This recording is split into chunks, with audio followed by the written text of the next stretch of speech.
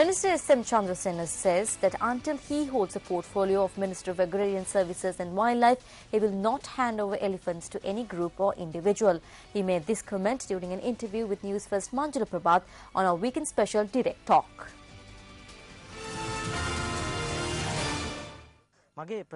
Now, one of the main issues that cropped up with the elephant census is the handover of elephants, especially tuskers. How do you view this? As long as I hold this portfolio, I will not hand over any tusker or elephant to anyone. I will not let anyone take them away. If someone attempts to take them, I will file legal action.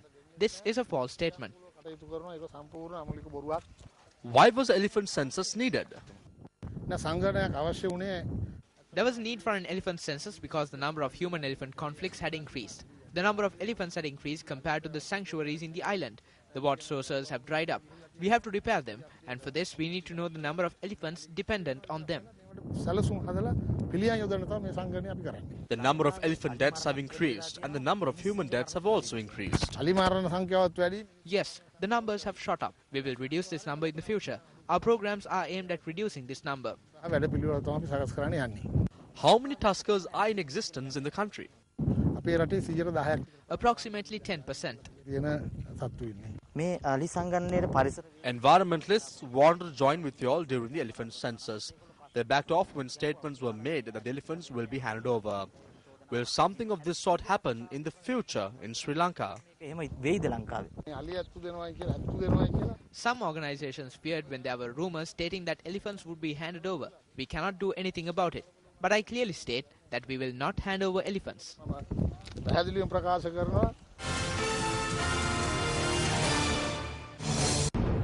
Your #1 news provider is now online.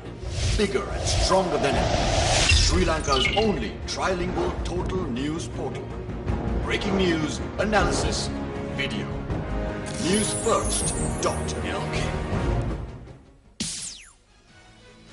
Also in local news, the Janata Vimukti Peramana says that the price of cement will increase in the next few days. Propaganda Secretary of the JVP, Parliamentarian Vijitha Herath, made this statement at a media briefing held today. A stock of cement was imported to Sri Lanka by a private company. A release was issued when the same problem cropped up on the 12th of November 2010. The release states that this company will be temporarily suspended from importing cement because it did not meet the required standards. On the 20th of July this year, Dr. L.L. Senavira of the Sri Lanka Standards Institution sent this letter. A case was filed in Victoria, South Africa against the cement company. A court decision was given against this company. Now, the company was banned on the 20th, but on the 27th, bags containing 50 kilograms of cement each were packed and imported to Sri Lanka by ship. We remember the Pakistani Prime Minister's visit to Sri Lanka a few months ago. The owner of the Lucky Cement Company also arrived when the Pakistani president arrived in the country. These actions are a result of an agreement which took place during that visit. Minister Johnston was burdened with this contract. This government has become a government which imports substandard petrol, medicine, cement and coconut. Therefore, the cement prices will definitely increase by another 25 to 30 rupees. In another few days, the price of cement will increase to 780, 790 or 800 rupees.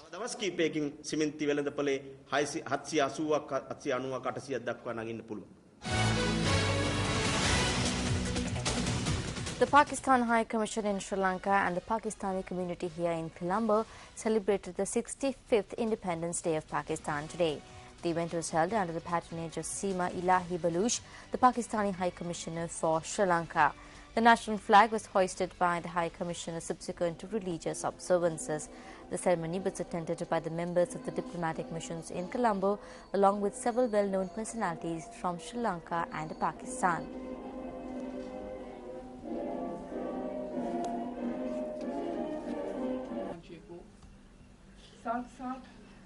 उनके पाकिस्तान की कौमी शनाख्त, सालमियत और खुद मुख्तारी के तहफ़्फ़ुज़ के लिए गिरा कदर Democratic National Alliance parliamentarian Arjuna Ranatunga says that there are only a few opportunities for sportsmen and women in the village.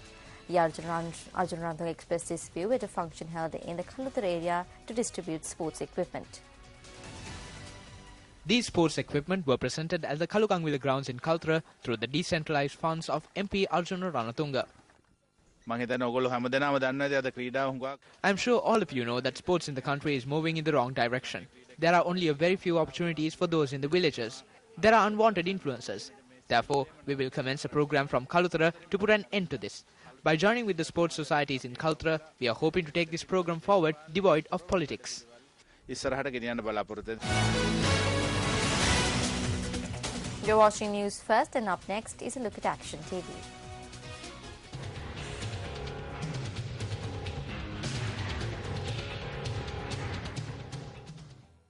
It was with the establishment of the Kantale farm hamlet in 1954 that residents of many villages of Trincomalee were protected from the annual flooding of the Mahaveli River. Under this venture, a protective dam was built across the Nilpola village, preventing the Mahaveli River from overflowing. Over 50,000 individuals and nearly 3,000 acres of paddy land were thus protected from the flooding. This dam was damaged due to the massive flooding experienced last year, and the Muturu area was underwater for over a week. The Department of Irrigation allocated 2.5 million rupees for the renovation of the dam, and renovation work was handed over to a contractor for 1.8 million rupees after calling tenders. Area residents charged that this contractor had used white clay to renovate this dam, and this is the present state of the dam. Though the dam is renovated, we cannot be satisfied with it. It has caved in from a side and there are cracks. Earth obtained from the Mahaveli River itself has been used for the renovation of the dam.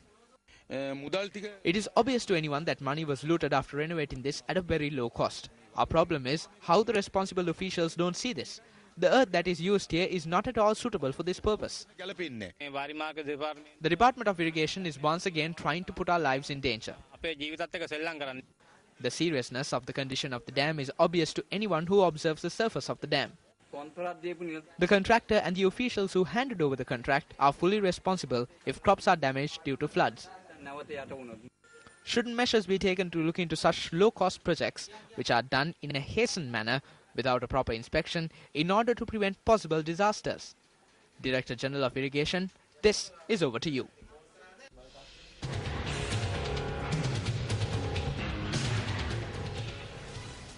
A large crowd flocked to the PMICH in Colombo today to witness a Vitulka exhibition which concludes today.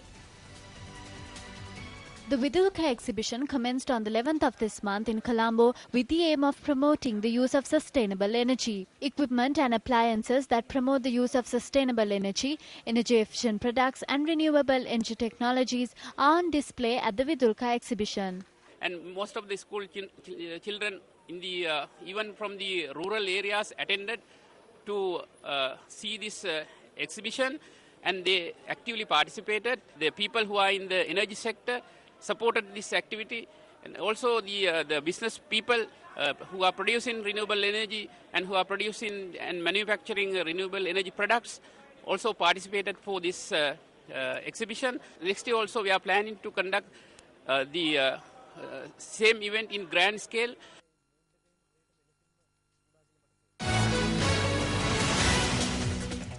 A group of Sri Lankan students who went to London for higher studies have been greatly inconvenienced following the sudden closure of one of the colleges there. According to a Sri Lankan student in London, over 150 Sri Lankans are among this group. Students from Negombo, Jail, Gaul, Nooreli and Kandy had gone to London for higher studies at the Fulham and Chelsea College in Eden House, London. This group had enrolled for this college by two local agents. We got an email saying that our college has stopped its training program. They have only given us an address to correspond with them. We have not received replies to any of the letters sent by our students requesting for attendance sheets or refunds to go to other colleges. They are not responding to any of our calls. Yeah, there are students who have come to study in courses here, have come and complained to this mission regarding the closure of their campuses.